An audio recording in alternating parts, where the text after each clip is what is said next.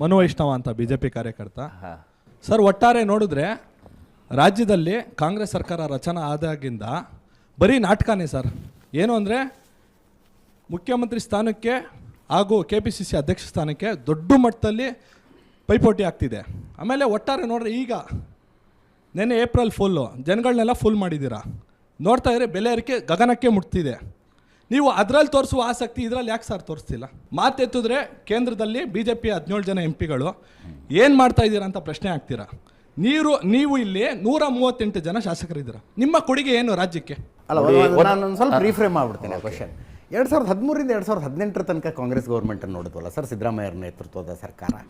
ಆ ಸರ್ಕಾರ ನಡೆದ ರೀತಿಗೂ ಈ ಸರ್ಕಾರ ನಡೀತಾ ಇರೋ ರೀತಿಗೂ ಅಜಗಜಾಂತರವಾದ ವ್ಯತ್ಯಾಸ.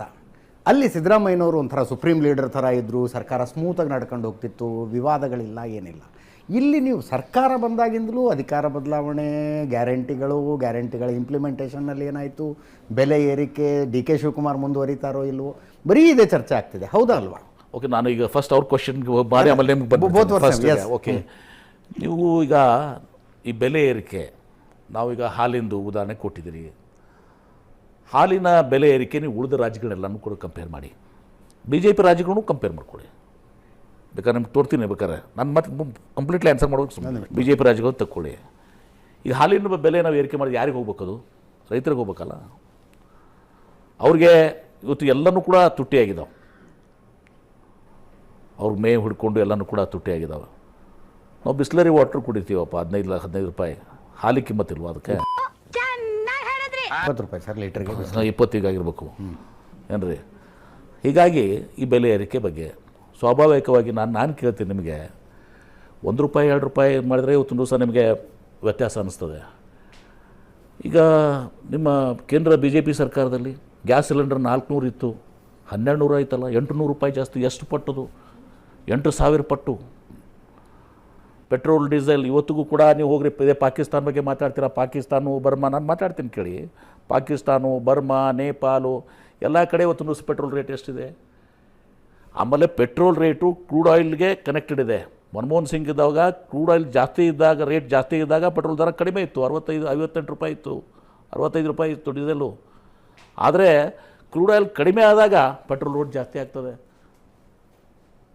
ಇವತ್ತು 100 ರೂಪಾಯಿ, 65, 100 ರೂಪಾಯಿ, 1 ರೂಪಾಯಿ 2 ರೂಪಾಯಿ ಏರಿದ್ರೆ ಹಿಂದೆಲ್ಲ ಸ್ಟ್ರೈಕ್ ಮಾಡ್ತಿದ್ರಿ. 35 ರೂಪಾಯಿ ಏರಿದ್ರೆ ಸ್ಟ್ರೈಕ್ ಇಲ್ಲ.